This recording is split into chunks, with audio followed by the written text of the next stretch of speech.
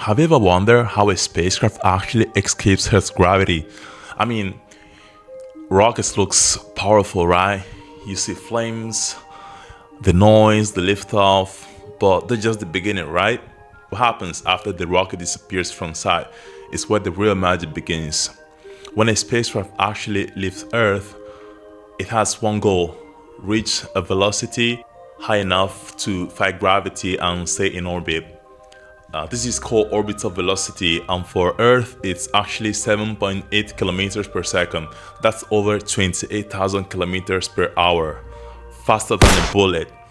But here's the real catch: a satellite doesn't just go straight up. If it did, it would simply fall back. Instead, rockets follow a curved path, gravitational turn or gravitational axis, a sort of sideways fall, so that as gravity pulls them down, the Earth curves away beneath them. That's what creates an orbit. People ask, why don't satellites fall back into Earth? Because they have momentum from the rocket. They're moving sideways so fast that while gravity pulls them downward, they keep missing the ground. That's the balance that keeps it in orbit. The idea is simple: it's falling forever but never hitting the ground. Once the rocket leaves the atmosphere, the first stage separates. Rockets are built in stages: upper, middle, and lower. Think of it as a matryoshka doll, right? At launch, you carry all the layer, but to go higher, you have to drop weight. So the lower stage burns, separates, and falls away. The next stage ignites. Less mass equals easier to accelerate. Counterintuitive, right? Maybe, but starting heavy lets you fight atmosphere and gravity. Then shedding layers lets you go faster with less drag and weight.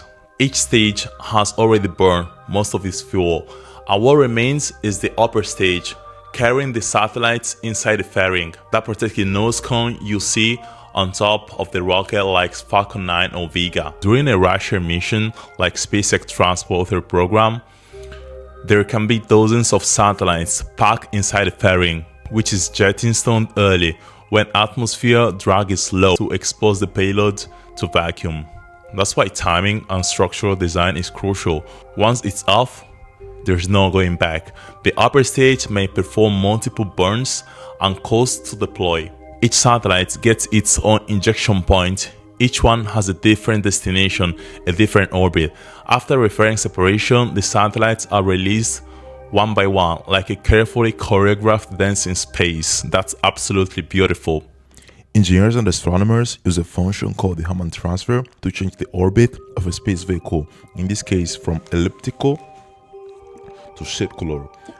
The perigee is the closest point to Earth, which is actually 150 kilometers, and the apogee is the farthest point from Earth, which is actually 35,000 kilometers from Earth.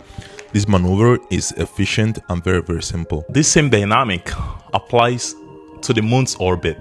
A spacecraft leaves Earth's sphere of influence and enters the moon's.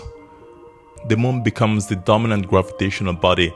Tidal forces, gravitational gradients, and proper injection are all critical. The moon orbits Earth because it has momentum too, and its own balance of forces keep it from crashing. The AOCS system, attitude and orbital control system, takes over. That's the satellite brain. It stabilizes the spacecraft, stops it from tumbling, finds the sun, unfolds the solar panel, and prepares for the orbit insertion burn. This burn is absolutely critical. It's what defines whether the satellite will stay in its designed path. During the orbit insertion burn, the thrusters fire to circularize into final orbit. Timing is crucial. Too early or too late, you miss your target altitude or inclination. To understand how precise this needs to be, let's talk about the most beautiful equation in rocket science, which is actually the Tsiolkovsky rocket equation. The Tsiolkovsky rocket equation says that the delta V, which is actually the specific impulse times the standard gravity, is multiplied by the logarithm of the initial mass divided by the final mass. Don't worry, it's not scary as it looks. It's basically very simple. And it actually says, the more mass you burn as fuel, the more speed you gain. But here's the catch. The more fuel you carry, the heavier you are, and the harder it becomes to accelerate, right? That's the paradox of rocket science. It makes it harder to reach orbit, yet you need that fuel to escape gravity in the first place. So engineers spend months calculating the perfect balance between initial mass, fuel, and the final velocity, making sure the rocket can achieve the necessary delta V, the change in speed required to escape Earth's pull. Once the orbit insertion burn is complete, the satellite enters its new home, a stable orbit around the Earth. From here, the AOCS continues to make fine adjustments using tiny thrusters or reaction wheels to maintain orientation. It keeps antenna pointing toward Earth and solar panel towards the Sun, a continuous delicate balance of forces. Actually, every mission has a specific orbit, LEO, which is actually the low Earth orbit for imaging and communication satellites.